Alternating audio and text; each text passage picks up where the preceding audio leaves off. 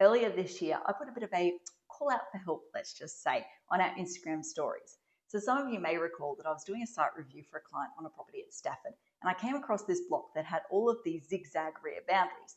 And I was looking at this block pattern just being like, WTF, I've never seen anything like this. Like, can anyone put me out of my misery and tell me why these boundaries exist or why they look this way? Anyway, at the time, one of our followers shared that post to the local Facebook community group, and it was popping off with suggestions. So I said to everyone, hey, leave it with me. Let me look into each one of these suggestions, and I'll come back to you and let you know what we found. Yeah, it was like 1 or 2 months ago. Like, time flies when you're having fun, right? Life's been a little bit busy lately.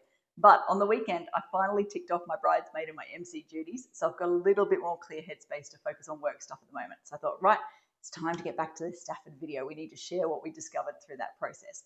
So Kim has put together kind of like a mini PowerPoint presentation for me that talks through the various theories that we investigated, and I want to share that with you guys today. So let's jump behind the computer and let's do this. Okay, so as a bit of a refresher, let's just say, for those of you who did happen to see the post that we put up earlier this year, or for those of you that didn't see it, to help bring you up to speed, this here, if I can just find my cursor, this here is the situational scenario that we're talking about.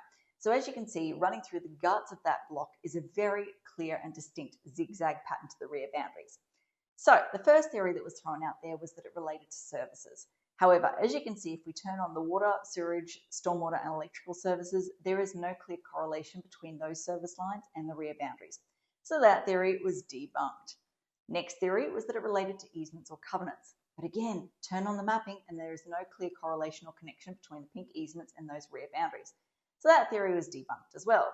Next theory was that it related to topography. But when we turned on the council contours, it just gradually sloped down towards the southwest corner. There was no clear correlation between those rear boundaries again and the contour lines. So that theory was also debunked. Next was vegetation.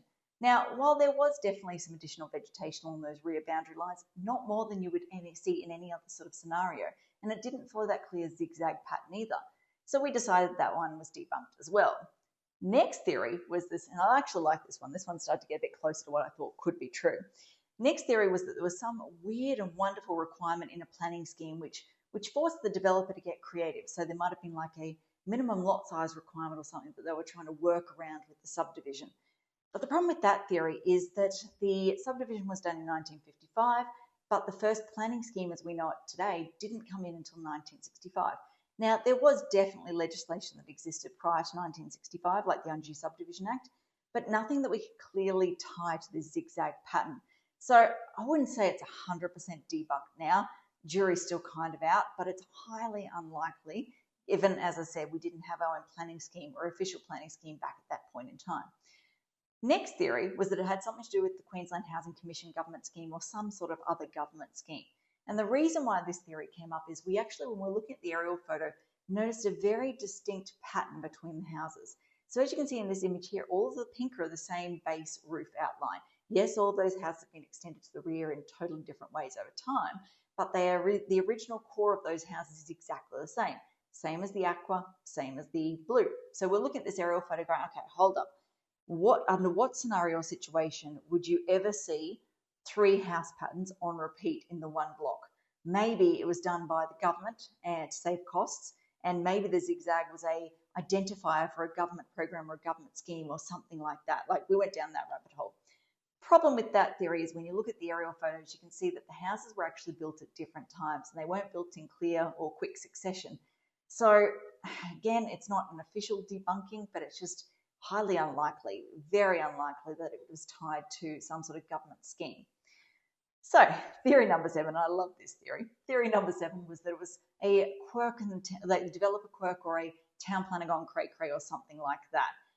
Look, jury's still out. Could be true. Like, my gut says, no, that's not it. Like, why would you go to that effort?